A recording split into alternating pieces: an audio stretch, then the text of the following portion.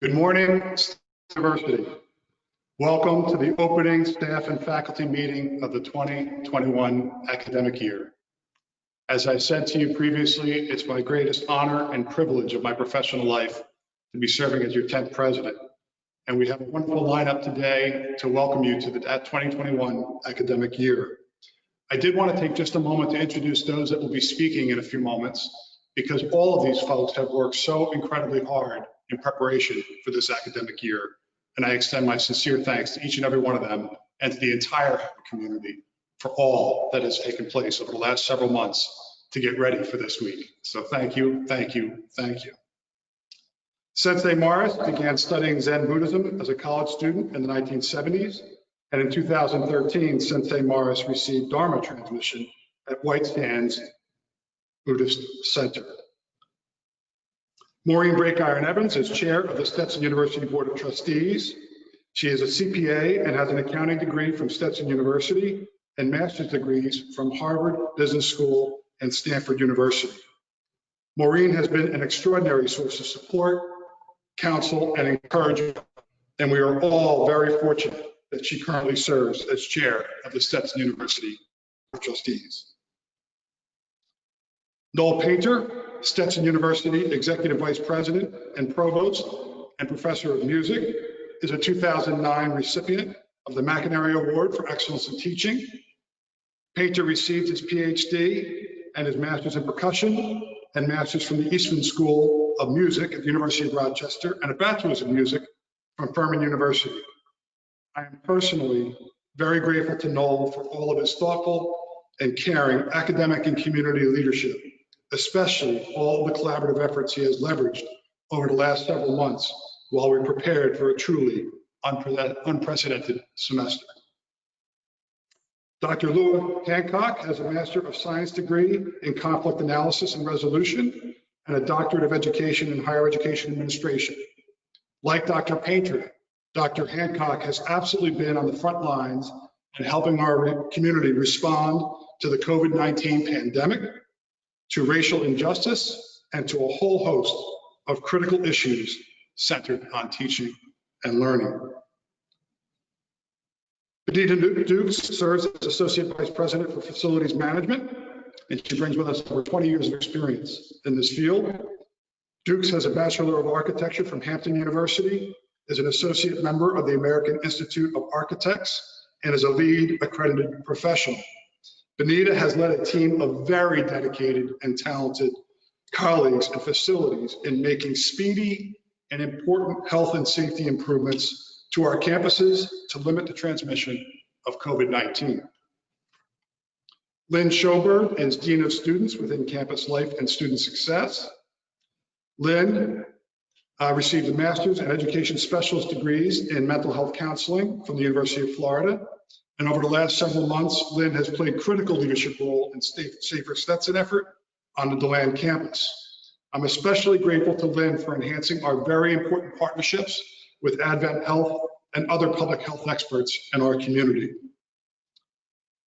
Terry Rodwin is with us today from the College of Law. She has expertise in the areas of bankruptcy and commercial law. She received her law degree from the College of William and Mary. We owe our deep appreciation to Professor Rodwin for co-chairing the Safer Stetson group with Lynn Schober, again demonstrating that we are indeed one Stetson. I look forward to making additional remarks in a few moments. Thank you.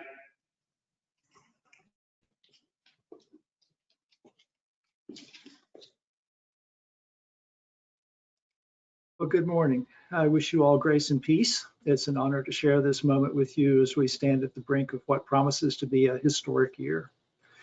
I invite you to close your eyes, bow your head, or otherwise look into your hearts as we offer this invocation in recognition of the many different paths traveled by those in this wonderful and treasured community.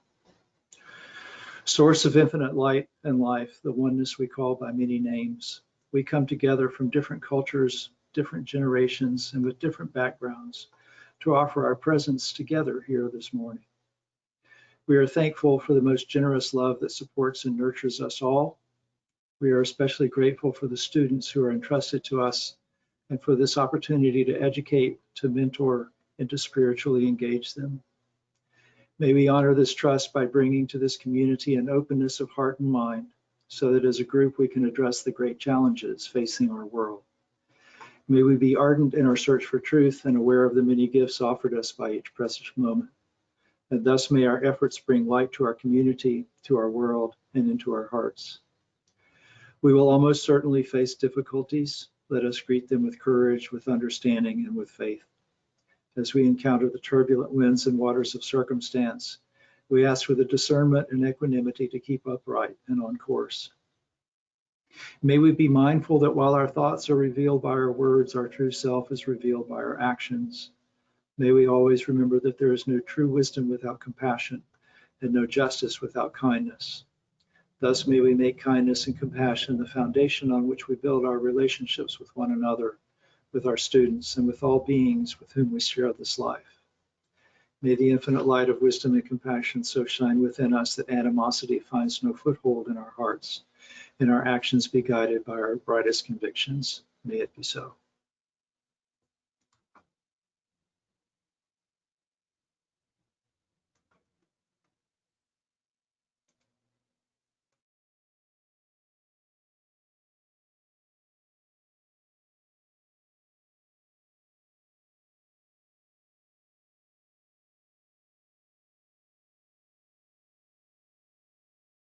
Good morning. My name is Maureen Breakiron Evans, and I'm a proud 1976 graduate of Stetson University.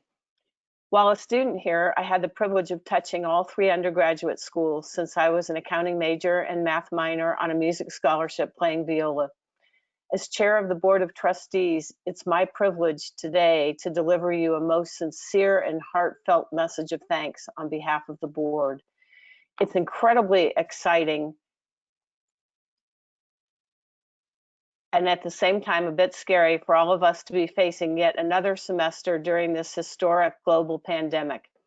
The great investor Warren Buffett once colorfully said, "You never know who's swimming naked until the tide goes out."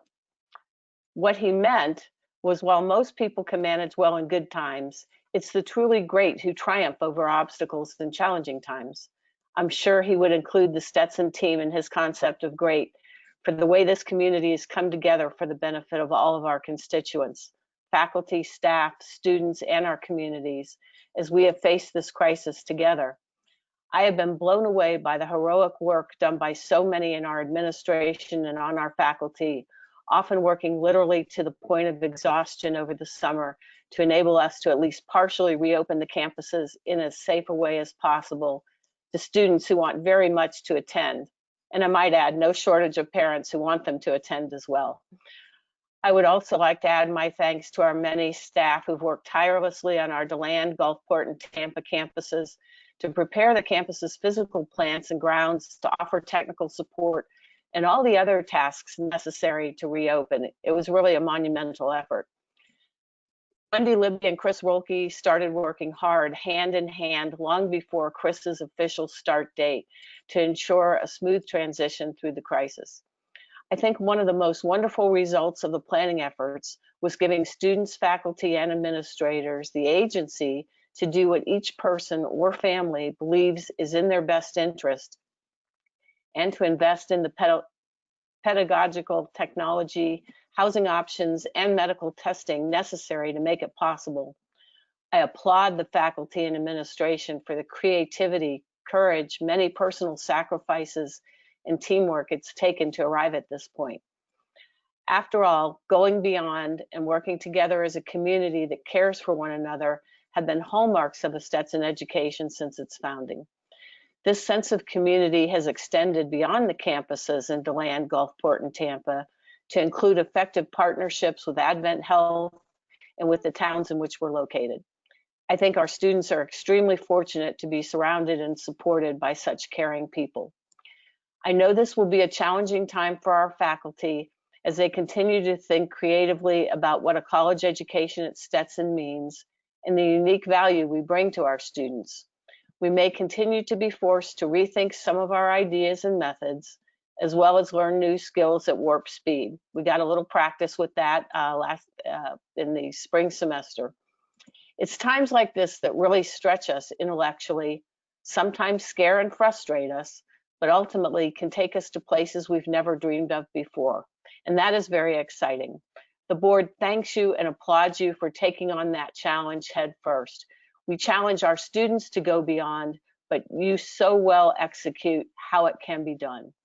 COVID-19 is not the only change at Stetson this year.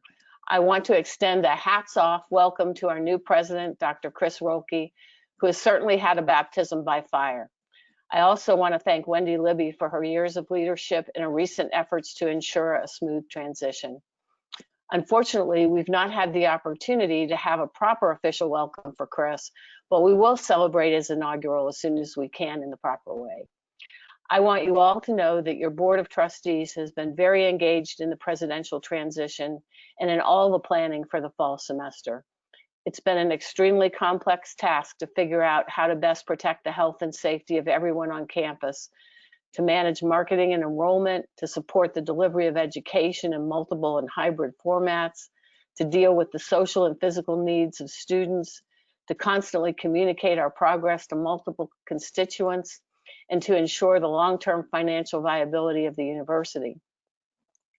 Chris and I are in almost daily communication as decisions and direction are constantly evolving based on developing data and learning. I've been extremely impressed with the energy, talent, and thoughtful work of the senior team and the various working groups of faculty and staff as they work through a myriad of issues. You all have definitely earned the full support, confidence, and appreciation of the board for all that you do and have done. So now it's showtime. Together we can do this because we can all pull together as a team toward one goal of safely providing a quality Stetson education to all of our students, regardless of format. We have the talent, the drive, creativity, and sense of community to pull this off. We care for one another in a special way. Dr. Rolke's oft-repeated motto of kindness, empathy, and agency will be our guiding light. Thank you all for all you do for Stetson, and we, the members of the Board of Trustees, wish you a safe, intellectually challenging, and rewarding fall semester.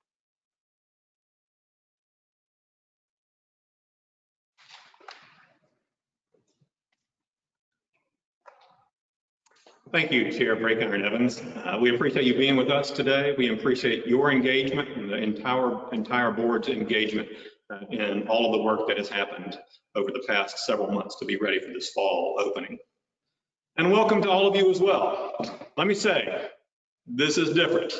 The electricity that we normally have at the opening staff and faculty meeting, where we have about 500 people in the Edmonds Center, is a little bit different in this space. So we're in Elizabeth Hall, Lee Chapel on the DeLand campus. This room holds normally about 690 people in the audience. I've been on this stage many, many times out in the audience hearing wonderful organ concerts, our Becker organ, band, orchestra concerts, Christmas candlelight, Values Day speakers, and it's all going to be a little bit different this year, but we're in a good place.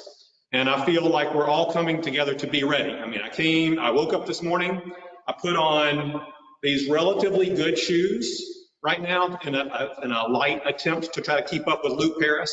I put on some snazzy socks to try to keep up with Stuart Michelson, fully knowing that I can never keep up with Stuart Michelson. And I feel like we're all coming together for a really solid start to our academic year with the meeting this morning and then convocation at 5 o'clock later today. If you've been with us for at least a couple of these opening meetings in the past, you may be accustomed to my including a musical instrument at the start of my remarks, from triangles to tongue drums last year. I appreciate you putting up with my speaking the language of percussion with you as we welcome a new academic year. So I'm not going to play this instrument this year, but I will show it to you. It's an instrument that I acquired within the past 12 months. This is called a gankugui, a version of a double bell that hails from Western Africa, Ghana, specifically for this particular instrument. Now, the slit drum that I played last year at the opening was symbolically calling us together. not dissimilar from the way that the large slit drums were built to communicate between groups that were miles and miles apart. The gangkugui is also communicative, but with a different purpose. It lays down a rhythm that serves as the unifying foundation for the often complicated rhythms, beats, and meters that are swirling around it. This instrument tends to sound a repeated pattern, the same thing over and over again, while others play and often improvise their patterns around this instrument's foundational rhythm. Helpfully, there is a high bell sound and a low bell sound connected to this double bell, and the repeated pattern often has many strikes of the high bell, but only a single strike of the low bell in the repeated pattern, so that hearing the low sound becomes a centering mechanism for all the other musicians and listeners. That low bell forms a guidepost for musicians to huddle around. Ring says to others, "Here I am, join me. Let's put our complicated rhythms together with a single focus on this point in time."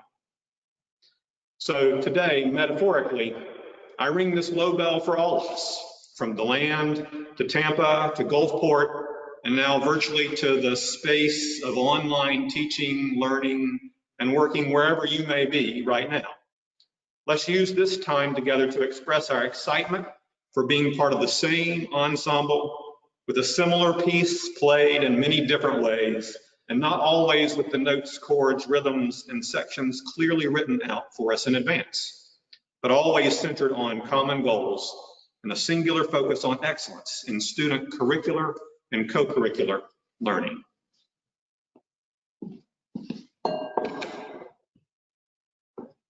With that said, what a wonderful day for us to all be here together on the official start of a new academic year, recognizing that we have a shared focus to educate, train, coach, mentor, protect, and guide almost 1,000 new students, along with 2,000 returning students here in DeLand. One or more of those verbs that I just used applies to you. Educate, train, coach, mentor, protect, and guide. This is what we do together as colleagues, and I'm pleased to focus our attention on that common mission. I have for years taken this chance turning faculty back to our campuses after the restoration of a research-filled summer. And I've recognized staff, department heads, department chairs, librarians, and administrators who have been on campus preparing for a new school year. This year, we're not in the same place. Our study, research, writing, performing, our in-person retreats, meaningful flex days, and lunches withering in the shade under a palm or banyan tree, now replaced with scenario planning, budget adjusting, emails, webinars, seemingly endless hours of virtual meetings in our pajamas. Oh, wait a minute, that may just be me. Course designing and redesigning, syllabus rewriting, and advancing our own skills for enhancing job duties and pedagogies with new tools and technologies. For those of you who are physically back on campus, you've seen the added energy of about 1,500 new and returning students in DeLand and over 500 students on campus in Gulfport, all extraordinarily eager for some sense of the normalcy which we all previously took. Parts of this week have been electric, and I think that we all share a bit of the uncertainty about what comes next. This is a unique time in the history of Stetson. For that matter, I feel sure that it will prove to be the beginning of a new phase for higher education. And I'm glad that we work as a team to enjoy the wins and weather the losses of this crazy journey. New faculty and staff, I would normally encourage you to work closely with those around you as you acclimate yourself to Stetson's campuses and people. But now I feel like I have to say, don't work too closely to those around you. And I can't even say with confidence that you are on one of Stetson's campuses right now to begin your work. But I will say to you, welcome on behalf of faculty and staff colleagues, and of course those on stage here in this room. You've joined an exceptional university. We'll spend some time in a few minutes discussing in more detail the newness of life on our campus, what is different now, how we have prepared, and how the expectations for each of us to ensure the community's health and safety productivity take place. I'll add quickly, for those of you who have not been able to return to our campuses just yet, that there has been astounding detail paid to promoting the normalcy of life in the uncertain environment of a pandemic. The quiet of our libraries, with spaced out seating, additional cleaning, and a focus on individual study, both in DeLand and Gulfport, still reflects the seriousness and respect paid to advanced learning. All of our classrooms have a smaller capacity, but a larger array of technology with which to reach our students, whether they are seated within the room at an appropriate distance or learning remotely. The flow of traffic is managed through dots on the floor, ingress and egress doors, and spaces that are cordoned off to encourage the 6-foot spacing that we've heard so much about. But it is still Stetson's beautiful campus that you have come to love, and hopefully when more of you are able to return, it will still feel like coming home. There are several things that we continue to achieve that are part of the regular operations of the university, and yes, we do have regular operations outside of this crazy pandemic world. Not only are we marching toward reaffirmation of our university's accreditation through SAC-COC, or the Southern Association of Colleges and Schools Commission on Colleges, but this year both our business school and our music school will undergo their reaffirmation reporting and visits through AACSB for the business school and NASM for the music school. The accreditation effort that this institution does is a huge amount of work by many, many people. Too many for me to name here, but for so many of you who have participated in assessment, verified credentials, examined policies, considered quality enhancement plan topics, written reports, communicated with accreditors, evaluated software solutions, and led the planning for our eventual success. Thank you. Our accreditation is a mark of excellence for this university and a demonstration of our commitment to continual improvement in our programs, policies, and outcomes. Our efforts to increase our facilities, program excellence, and community impact in health and science continues to move forward. Our building committee has laid a firm foundation for the design stages of the CC and Hyatt Brown Hall for Health and Innovation. And Art Lipsky's work with Dean Scott, Benita Dukes, and the science department chairs last spring has resulted in a plan for SAGE renovations that we will address concurrently with Brown Hall construction. All told, the university is making a $28 million commitment to academic building construction and improving science spaces so that we are well positioned for the educational needs of students whose fields will be in high demand for the foreseeable future. Often in these contexts, we highlight the enrollment activity of our undergraduate program, as we know the high financial impact and heavy effort involved in recruiting and retaining these students. We have had an enormous effort for undergraduate recruitment that President Rolke will outline in more detail later. But particularly last year and this year, we are beginning to see the fruits of much labor that has gone into the strategic enrollment efforts for our graduate programs. For our law school, while we have a slightly higher discount rate than projected, we have substantially exceeded the enrollment goals for our incoming full-time and part-time JD students and our MJUR program, and met our goals for the LLM program. This continues our multi-year success at law, bucking the trend of a law enrollment cycle that has shown some vulnerability since 2010. In the School of Business Administration, after an astounding first year for the new fully online MBA program, we are currently at 300 registered credit hours more than this time last year in that program. And we have a healthy incoming enrollment in our Master of Accountancy program this fall, with 3 times the number of students that entered the program last year. This fall, and consistent with our strategies for creating partnerships that benefit the university, the Ed Leadership program will begin its first ever cohort directly connected to NEFAC, or the Northeast Florida Educational Consortium. And at the same time, enrollment has been strong enough in our DeLand Ed Leadership recruitment to start with 2 cohorts instead of the planned single one, meaning that we have a total of 3 new fall starts for the Ed Leadership Program, which is strong affirmation of the great work this summer by our enrollment management team and the on-the-ground recruiting that is consistently done by the education faculty. We have similarly met our expectations for enrollment in the MFA this summer and for counselor education this fall. This is an impressive result in a higher education environment that is challenged by the current economy, uncertainty, and the global health crisis.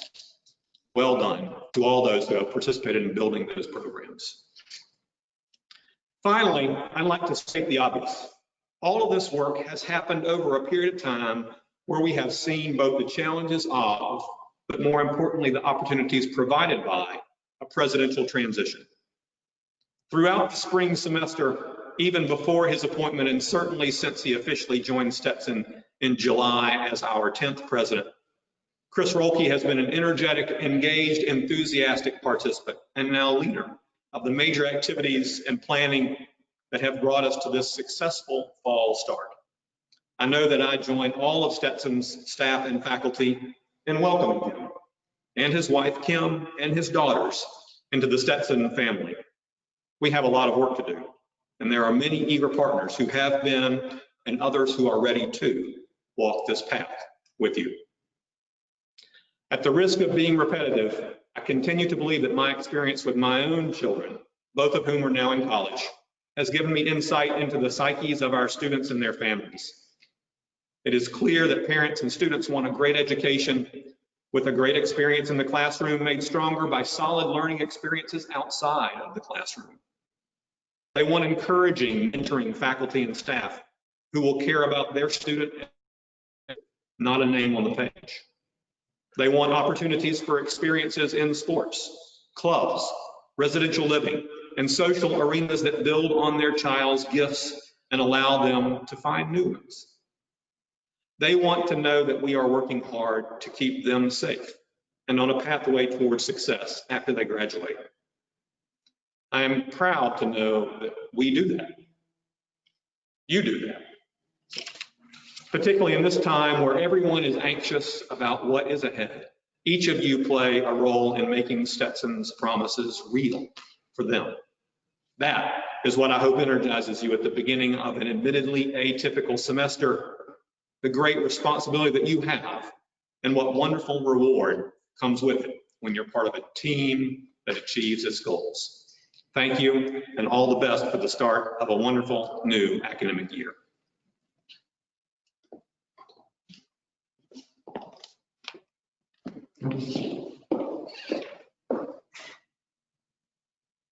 I'll just start my few moments of remarks by sharing a little Stetson nugget. Last night, I logged on to the MFAs of the American Open House, and I realized when I logged on, that event wasn't for me. That was an event intended for new students and current students in that program.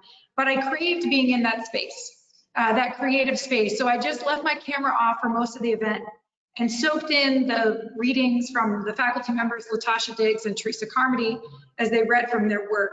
I realized that that space, that learning community that we create with each other, that Rosalie Richards calls this place where we're all becoming, that I wanted that space, that I missed that space during all of my summer of operational and design duties. But what I also noticed in that space was that there were other faculty there who were encouraging each other. There were current students and prospective students asking deep questions. Dean Scomp was there, the admissions counselor and Stetson alum Jennifer Williams was there, Rena Tovar was there from development, and Jacqueline Jiang was there, with IT and events behind the scenes supporting the event. And I realized this was just quite a small example of what we do best all of the time. Actually, what I believe is the only reason that we've been able to pull off the feats that we have this summer, which is our amazing sense of educational community. The mosaic of faculty and staff with various roles and talents are the magic that creates this container of space, whether it's on one of our campuses or online, where our students come and swim every day. 2020 has been a powerful experiential learning experience for all of us. It has been for me. It's been the biggest challenge of my professional life, with deep need for critical thinking, communication, leading with values, professionalism, and huge amounts of respect for interdisciplinarity and grace with myself and others. I'm grateful for three things. One, that I myself am a liberal arts grad who was trained and ready to tackle these complex world challenges. That the faculty and staff who worked beautifully and diligently all summer getting ready for this fall, including specific teams like dining, advising, health, facilities, housing, that we were ready to be in person and online. And thirdly, I'm excited and grateful for our own students who at check-in, returning students and new students and their parents were gracious and excited and thankful that we have put so much planning into the safety of their students. Lastly, I'd like to say that I would be remiss to not mention the summer work of EIG, the College of Law, Diversity and Inclusion meeting group, the Center for Community Engagement, and the full-time staff, Joanne and Amanda, in the Office of Diversity and Inclusion.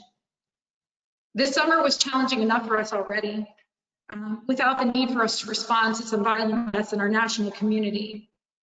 I pray every day this summer that the pause that has been created by COVID-19 creates a space for us to deeper have embodiment with the pain of our racial history in America and create space for the healing and needed change that we need moving forward. I've been inspired by the students and the faculty and staff who have spoken out and worked in our community for change. And I'm grateful to Dr. Charmaine Jackson, who has worked tirelessly over the summer to create modules for all of our incoming students to take around race and American history, to give us a shared language for how to do this work in our community. The Stetson Teacher Scholar Model, I love, if you've never read it, you should read it, faculty and staff, says that Stetson University is a rich intellectual community committed to providing a dynamic and challenging curriculum that emphasizes learning across the disciplines and encourages students to put knowledge into practice. As part of a vibrant academic community, we share with our students the joy of mental, physical, and spiritual transformation, guiding them to become informed and caring citizens of the global community. So I've decided over the past few weeks to more space for this joy that's in our community. So next you'll hear from three members of our community who have been diligently towards creating the safest possible platform in order for us to build this deep learning on top of. So what they've been, I've been thinking is, you know, how the duck looks good on the top. We've been paddling like heck underneath the water. There's been a lot of churning. So to the co-chairs of this work, Terry Rodwin and Lynn Schober, I don't know what we would have done without you. I am moved by the commitment and dedication that you've made to this community. And I just quickly felt that it was important actually to mention the names of the people on this task force, because it is really challenging for me to explain to you the sacrifice that they have given, giving up time with their families, their professional commitment, their mental, and mostly their heart that they have given to this community. So Jose Bernier, Larry Carell Hughes, Daniel Devoni, Lisa DiLiberto, Benita Dukes, Janie Graziani, Paula Hentz, Jocinda Hudson, Drew McCann, Tim Meismer, Cisco Ortiz, Elise Paulson, Mike Pridemore, Pam Skalarakos, Terry Richards, and a huge, huge thank you to Kathy Reinhardt. This group has been the heart of our community, and all the rest of you that are to mention. When I work at check-in this weekend with all of the coaches, the development officers, and the faculty, I am so moved by this community. When there are moments that I worry that the task is too big, I look around and I'm inspired. Thank you for all that you have done.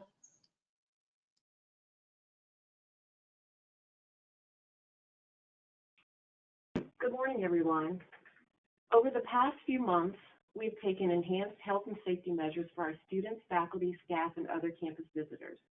As we all know, an inherent risk of exposure to COVID-19 exists in any public place where people are present. However, following CDC guidelines, we have put protocols in place that address space management, cleaning, mechanical systems, in efforts to help reduce the spread of the virus. You'll notice throughout our campuses that instructional spaces and common areas have been reconfigured to reduce seating capacity, or seats have been blocked to physically manage density where possible. New classroom capacities with physical distances were instituted to maintain a minimum of 6 feet of separation per person. Alternate occupancy requirements for special use areas have increased distancing requirements as well, and those are based on function, equipment, type of human movement, or the level of interaction necessary.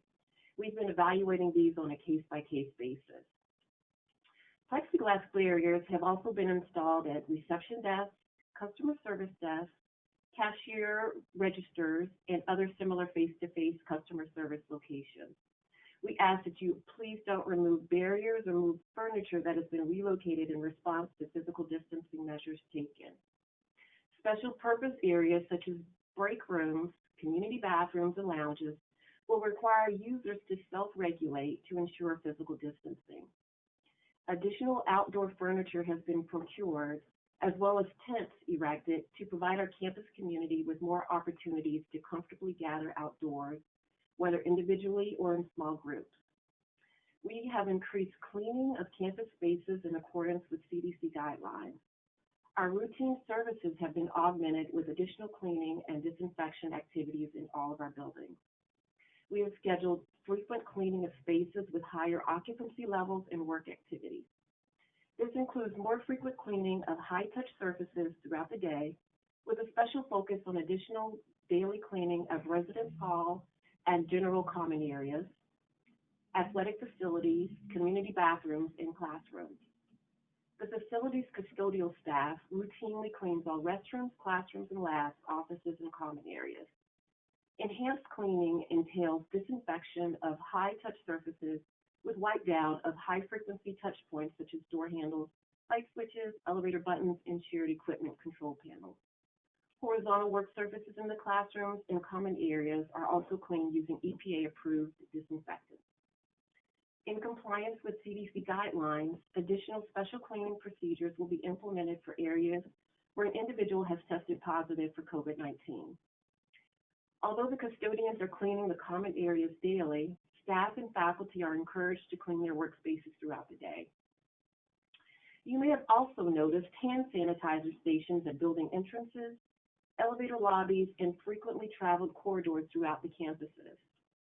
Exterior locations, including the heavily pedestrian trafficked four corners of Woodland Boulevard and Minnesota on the DeLand campus, will have hand sanitizing stations installed soon as well. Working with the Provost Office and the Academic Calendar Working Group, we've developed enhanced schedules for cleaning classrooms and designated study spaces, not just at the beginning and end of each day, but also in between each class. In addition, classrooms have been supplied with individual disinfectant spray bottles and paper towels in case instructors or students want to augment the cleaning done by our staff. Supplemental cleaning supplies for faculty and staff will be centrally located at the warehouse and can be requested by departments or building coordinators. The EPA has a list of disinfectants that can be used against COVID-19 that the CDC recommends. Stetson uses the peroxide multi-surface cleaner. In addition, the university has also taken enhanced health and safety measures to remove contaminated air from interior spaces and return clean air back to the spaces based on current technologies and tested equipment. As a part of our regular HVAC preventative maintenance process, the HVAC team conducted an extended break startup activities prior to the campus repopulating to ensure that all systems were functioning properly. Following ASHRAE recommended guidelines, the air quality of all buildings has been increased through the use of high efficiency filters and changing those filters on a more frequent basis. The flow of outside air has also been increased to exchange the air as much as reasonably possible, given our highly humid climate. All occupied spaces will maintain HVAC system operation for maximum occupancy. This allows for maximum fresh air supply regardless of the reduced occupancy or use. In addition, we conduct occupied day building flushes by starting the system about 2 hours prior to occupancy and leaving them on approximately 2 hours after the building's closed, enough to do 3 air changes prior to occupancy the following day. We also worked extensively with outside architects and engineers to implement a plan to make some physical enhancements within the buildings to minimize the airborne transmission of the coronavirus and other pathogens. The university has been installing UV GI light in the HVAC systems of its buildings for some time now. And working with engineers, we're taking additional steps to reduce the transmission of airborne pathogens through supplemental devices for classrooms and double occupancy residence hall rooms. This will increase the wellness of our buildings. It'll set a foundation to limit airborne transmission of pathogens and reduce the possibility of person-to-person transmission. You may have already seen some of the larger air purification units already installed and operating in some spaces like the Rinker Auditorium in the Lynn Business Center or the Tinsley Rehearsal Hall and Presser Hall. These are designed to capture and clean contaminated air before it is processed by the HVAC equipment by treating the air at the source. Some of you that are parents of new Hatter students may have already seen some of the wall-mounted air purification units that are already installed in some of the dorms. Similar wall-mounted air purification devices designed to be installed in the classroom include a pre-filter, a carbon filter, a HEPA filter, and air ionization. These devices will draw air away from the occupants, treat it, and return the air to the room. Although delivery of these air treatment devices has not been very consistent, we are installing them as quickly as they are arriving. One of the things that we've learned throughout this pandemic is that this is an evolving science. But we are taking steps within our campus facilities that, along with adhering to all other CDC and government recommendations, will help to reduce the likelihood of airborne transmission of pathogens from person to person. We have a very dedicated facilities team that has been working diligently to create a safer campus environment for all of us since the beginning of this health crisis. And like you, we look forward to its end, but until then, we'll continue to work hard to improve the wellness of the campus facilities. Thanks and stay safe.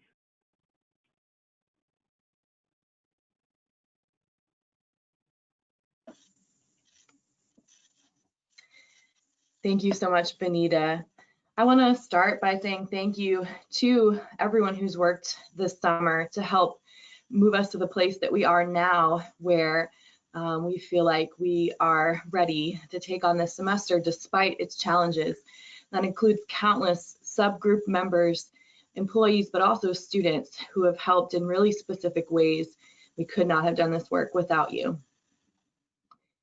We have been really working with the students around bystander intervention regarding the new policies and protocols that are in place for this year. And we really want to extend that request and communication to us, our employees of Stetson. So we're asking that everyone speak up if they see something that doesn't feel just right in the community, to say something if it's safe to the individuals right then and there, or to fill out a report at stetson.edu/report it, and we will follow up on that concern. It is the collective effort of this community, that bystander approach, that's going to help us get through this. We really need everyone to step up in that way, and I wanted to tell you that our students have already been doing this in beautiful, beautiful ways since Focus Orientation began. I'm so impressed with their being able to say, hey, what about this? What's going on here? And to report information that they should report. So please know that they're doing a great job of doing that. We did make enhancements to our community standards for DeLand and also for the College of Law to help us in this current climate. And that has been communicated extensively to our students. A part of that has actually been a great partnership with Student Government Association to create a community agreement for our student population, of which really came from student government first. It arose from them. What are the things that we want to say publicly as a community that we're going to commit to this year, and how are we going to hold each other accountable to those things? I'm so thankful for their deep and important work. I want to talk about something that impacts us as employees for a moment directly, which is dining for this semester. So as you probably know, if you've been reading the materials we've been putting out, the Commons is closed to faculty and staff right now, at least for Tier 1, because we need to focus on feeding our students, particularly the ones that live here, and that this is their physical home in that space, and we need to do it as safely as possible. We don't love this. We want you to be able to come and eat with us again. I want to eat in the Commons again. And we hope that we'll be able to do that again soon. In the meantime, we welcome you to eat in the coffee shop, at Einstein's Bagels, at BYOB, and very soon, we'll also have a to-go line that you can get Commons food to go up in the Stetson room. And it's actually going to be through an app that dining is going to use, where all members of the DeLand community can order food like takeout from the app and then pick it up to go. And that is actually moving faster than we even anticipated. So we'll have the details for you on that very soon. So you'll still be able to get the Commons food or other location food, but to go. I do want to also mention DeLand testing for a moment. We've had numerous testing events now, asymptomatic testing events right here on campus, both PCR and antigen testing. We actually have PCR testing again today and tomorrow, which you are all welcome to participate in if you would like. It's free. All of our on-campus testing has been free to the community, and we will continue to offer that type of COVID-19 testing throughout the semester, and we'll keep communicating with you about what that is exactly going to look like and staying fluid with the technology advancements, availability, and what our community needs based on what we're seeing through our tracking and tracing. So I thank you all so much for everything that you've contributed over this time, and know that we're in this together in moving forward over the next weeks of the semester.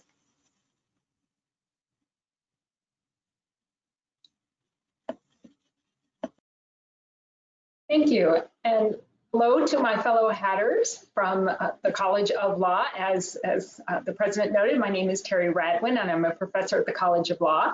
And one of the silver linings of these very challenging times has been the opportunity to work so closely with and get to know so many of my colleagues at the DeLand campus, like Lynn Schober. So challenging times, but definitely a silver lining to that. I want to pick up where Lynn left off talking about testing and just let you know that we have been doing the same sort of testing here at the College of Law. As was done in DeLand, we have asked students to have testing done before they return to campus, and our students are returning this week for orientation and next week for class, and they are indeed bringing those results. We also offer testing to our community, both in Gulfport and in Tampa in July, and we are continuing to explore several other options to provide continued testing opportunities throughout the fall semester. And I want to make sure that everyone knows that the testing results and the COVID positive results for all of the campuses are updated on the Safer Campus website every week. So if you want to know more about how those test results are coming out, you can find that information and a lot of other information on the Stetson website, the Safer Campus portion of it. The other piece that I want to introduce you to, if you haven't already done so, is to learn about the Everbridge app. We have worked with this company, Everbridge, over the course of the summer to develop an app that has several pieces that are useful in our layered mitigation approach to handling the COVID pandemic. The first of those is an educational piece. Our students have an online video that they need to watch and confirm review of, and that's being done via Everbridge. Of course, as employees, you probably already know that we also have educational materials that you need to watch and confirm that you have watched, and those are available through My Stetson. You've probably already done those. You certainly should be if you are on campus. The second piece of the Everbridge app, and let me say that you can download that Everbridge app on either the Apple or Android store. If you don't download it, you can also do it through the computer, and you should be receiving emails about that as well. The Everbridge app allows us to each do a daily screening before coming to campus, and this screening complies with the CDC guidance on the symptoms for COVID. And so every day when you are waking up, getting ready to come to campus, you need to complete that screening. If you complete it on the app or on the computer, you will receive either a message on your phone or an email on your computer indicating that you have gotten a red screen or a green screen, and a green screen allows you to come to campus. A red screen provides you with additional information about next steps, including talking with our health services department. Please know that you will need to show your green screen either on your phone or on email in order to access several locations around campus. For example, that will include in DeLand, the Hollis Center, the Commons, the Cub, and then there may be others coming. At the College of Law, you will need to show that green screen to enter either campus, either Tampa or Gulfport.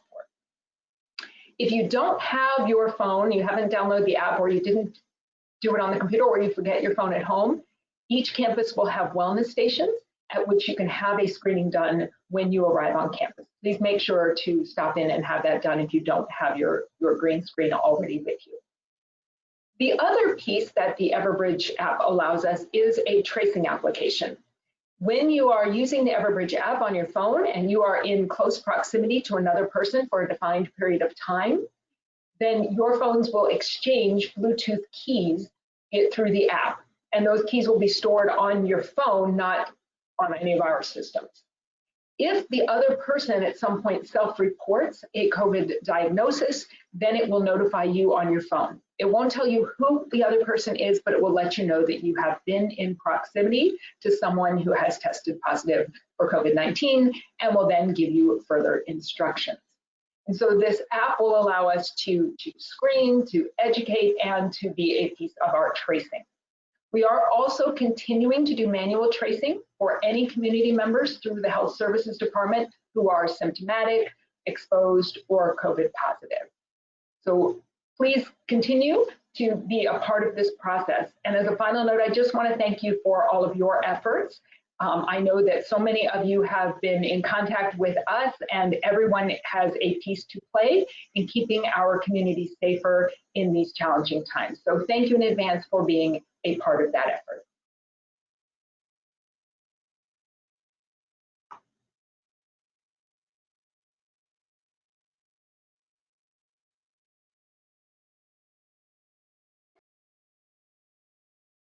Hello again.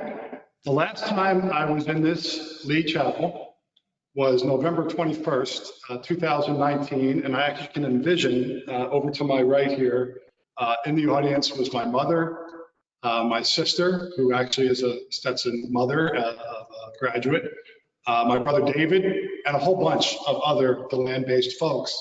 And I hope that even though we are only 5 of us in the room here today, that we would give, and wherever you are, in your office, in your home, wherever you're tuning in, can we give absolutely a round of applause to these colleagues who have done such extraordinary work throughout the summer and here at the start of the semester. Thank you.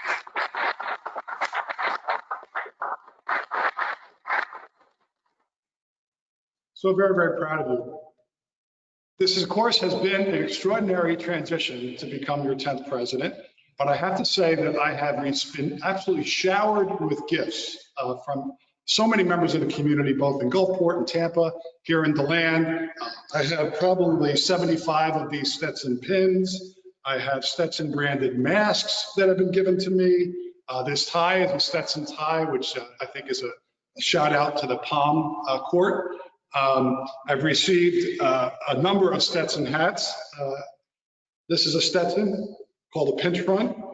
And so I just thank you for the incredible generosity you afforded me. Noel showed a prop, and I also want to show a prop because I'm very, very happy to be the owner of this. This is also a pinch front, and I scoured the internet with an artist that was doing sculpture that might be Stetson specific. Well, this is actually a Stetson pinch front, and it is an artist in the United Kingdom, Mark Gray. I received this at 418 North Woodland Boulevard about 2 weeks ago, and I'm very happy to own it. And I'm also a little superstitious. I actually think this is extraordinarily good luck. I think this is good luck. So I touch this on the way out to work each day, and we can use hand sanitizer. We can do whatever we need to do. When you come to the president's house, you can touch this for good luck because, you know, good luck is good. We want to have good luck. But I have to tell you that the preparations have been extraordinary, and I'm very, very grateful to all of my colleagues. I'm just going to be brief today because we are intentionally keeping this tight because we know that there's a lot of work ahead of us as we prepare for classes, et cetera. So I do want to give a sincere thank you to the entire community. I especially want to thank you for your patience and understanding during this very uncertain time. I would like to talk very briefly about the finances of the university, very briefly about our incoming class, which is very, very exciting, and then also hopefully some words of wisdom for our community as we begin the 21 academic year. As you know, the Board of Trustees approved a 2021 budget that is roughly $17 million less than we had anticipated prior to COVID-19, which has wreaked havoc in all of higher education. I'm especially grateful to the multi-constituent budget reprioritization working group for making a set of recommendations, to former President Libby and to me, as we work collaboratively with the Board of Trustees to address these financial challenges. The entire Stetson community, especially our colleagues in enrollment management, in student affairs, and parental engagement, have worked tirelessly to keep our students and families informed throughout. And all of that work has really paid off in retaining both our returning students and our first-year students, retaining our returning students and our first-year students. And Dr. Painter also indicated the success we've had at the graduate school level. While there's always some inevitable melt that occurs over the course of the summer, it has been much, much more modest at this point in time than the bulk of our peers. And I think that speaks volumes, not only about the education we afford our students, but also the community that we have built here at Stetson. For example, our first time in college enrollment is 896. This number compares to 934 during the fall of 19 and 896 in the fall of 2018. Transfer student enrollment is 111. This number compares to 125 during the fall of 19 and 105 during the fall of 2018. 60% of our incoming students are female, identify as female, and 40% as male. Over 40% of our first-year students identify as students of color. Roughly 3/4 of them, 75%, are from in-state, and another quarter coming from out of state and internationally. 38 states and 7 countries are represented, the top 5 being right here in our state of Florida, New York, the state from which I come, New Jersey, Georgia, and Maryland. Also pleased to note that we have 73 Hatter legacies, meaning that our alumni have sent their children or grandchildren here. And I'm also pleased to report that we again have 2 Jack Kent Cooke National Scholars in the incoming class. Due to the uncertainty around enrollment and room and board, coupled with needed expenditures to respond to COVID-19, much investments described by our Safer Stetson colleagues across the university, we have made necessary adjustments to our 2021 budget. We will likely not have an accurate census until about mid-September, at which point we will provide the community with updated budget information. As you also know, the U.S. economy has been in a precarious position since COVID-19 emerged, with rather staggering jobless claims and the second round of economic stimulus provisions still being debated in Congress. This has certainly placed considerable financial stress on Stetson families, and we are doing all that we can to support our students, including a one-time COVID-19 welcome back grant of $1,500 to qualified students. The announcement of this grant, I believe, has also played a significant role in keeping our undergraduate students engaged with Stetson. I also want to take this time to thank the Board of Trustees for all of their support and understanding during this time, and for permitting us to draw 6.1% from our endowment this year, understanding that these are extraordinary circumstances that do require us to go beyond our traditional draw rate of roughly 4.5%.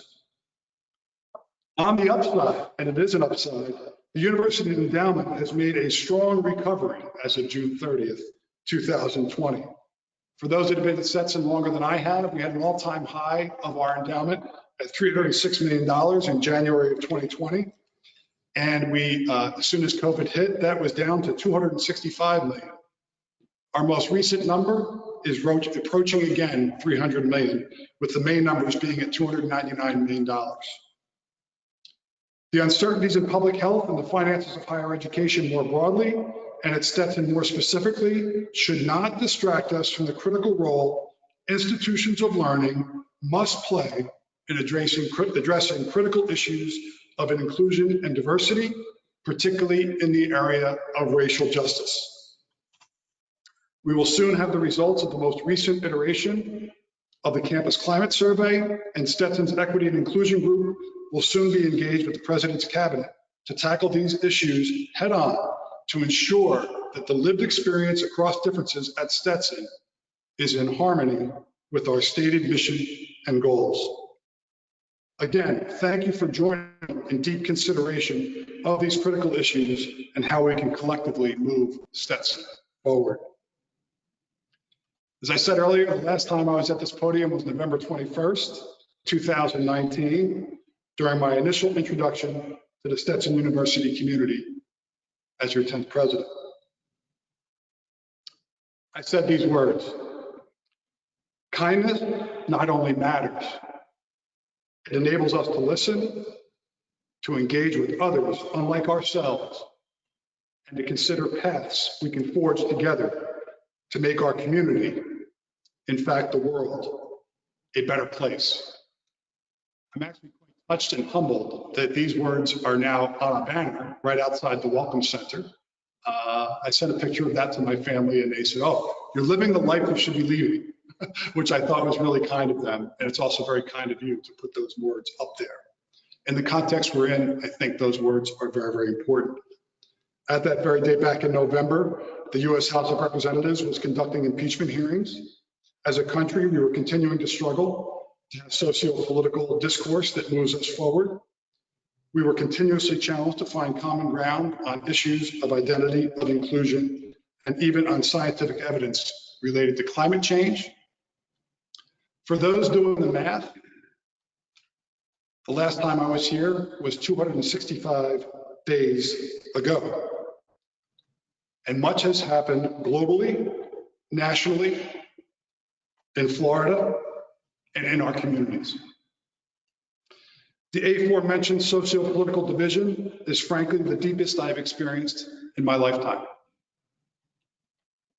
Critical incidents of racial injustice continue to have stimulated important and ongoing debates about policing, about equality, and frankly, about the American dream. The coronavirus has produced a global pandemic, the likes of which the world has not experienced since 1918. And just last week, Canada's last intact Arctic shelf has collapsed with a chunk of ice larger than the size of Manhattan plunging into the ocean. My intent today is not to paint a picture of doom and gloom. Rather, it is to assert that these global challenges require us to study, to analyze, to debate, to question, to engage, and to learn. I want to further assert that there is no better place to do these things than in DeLand, in Tampa, in Gulfport, and no better place than Stetson University. Why? Because Stetson University is a place where values and learning meet. Stetson University is a place where our students, our staff, our faculty, our community, we do not shy away from challenges. We meet them head on, and we meet them this year with 3 guiding themes: kindness, empathy, and agency. Kindness, the quality of being friendly, generous, and considerate. Empathy, the ability to understand and share the feelings of another. Agency, the degree to which an individual has the ability to make decisions about her or his life, and in the context of work, the degree to which an individual has the ability to craft work norms and work environment to achieve our goals. Throughout my much accelerated listening tour, which has been both virtual and in person, with student leadership, staff advisory councils, local government officials, members of the Board of Trustees, our alumni, and other important friends of the university at both the College of Law and the DeLand campus, I have been emphasizing these themes and will continue to do so throughout the course of this semester. Kindness, empathy, agency. Our current context demands that each and every one of us demonstrate kindness. We must be able to empathize with each other, each and every other member of our community that may be encountering challenges, some of them hidden, that may be unlike our own. And we must have agency in order to engage in self-care, to use good judgment, and to do whatever we can to promote our own health and safety and the health and safety of others. I am absolutely convinced that the schools, human service organizations, small and large businesses, and institutions of higher education that practice kindness, empathy, and agency will be the ones that will emerge from this, what I've described as a once in a century set of challenges, both stronger and more resilient as we move forward. My confidence in Stetson has been reaffirmed by what I have learned in this much accelerated listening and learning tour. I have learned that Stetson is not only kind, it is resourceful, it is creative, and we have a very hardworking and compassionate community. In fact, I have been known to affectionately describe Stetson as both scrappy and tenacious. Throughout my experience as a collegiate athlete, I was always most fond of my teammates that were described as scrappy, often the hardest working ball players who hustled on every play, would dive for loose balls, and always get the most out of their abilities. They also made all of their teammates better, never worrying about who got the credit for the team's success. It was all about the team. I also loved my tenacious teammates, those that never gave up, often immersing themselves in the toughest defensive assignment, going up against the bigger or stronger opponent, doing a lot of the dirty work that was necessary to lead the team to victory. For those that are scrappy and tenacious, it is all about the team. It is with all humility and with the sincerest of self-reflection that I and the teammates that I've had over the years consider your president, Chris Rolfe, number 10, to be both scrappy and tenacious. And in my early days at Stetson, I have listened and learned that our beloved Hatter community absolutely shares these characteristics. And I love that. Not only do I love that, we need these characteristics in these challenging times. When something is not right, Hatters fix it. When we observe or experience racial injustice, we work to eradicate it. When our community hurts, we figure out ways together to heal. When confronted with a global pandemic, we innovate, we clean, we install ventilation. We are respectful of the most vulnerable in our community. We wear masks. We wash our hands for at least 20 seconds, multiple times a day. We physically distance ourselves. We limit our group size. We move to single occupancy residential rooms to keep our community safe. We look out for and care for each other. We practice kindness, we practice empathy, and we practice agency. Why? Because education is essential, and we are Stetson University. Kindness not only matters, it enables us to listen, to engage with others unlike ourselves, and to consider paths we can forge together to make our community, in fact, the world, a better place. Stay safe, stay well, Stay engaged. Go Hatters. Thank you.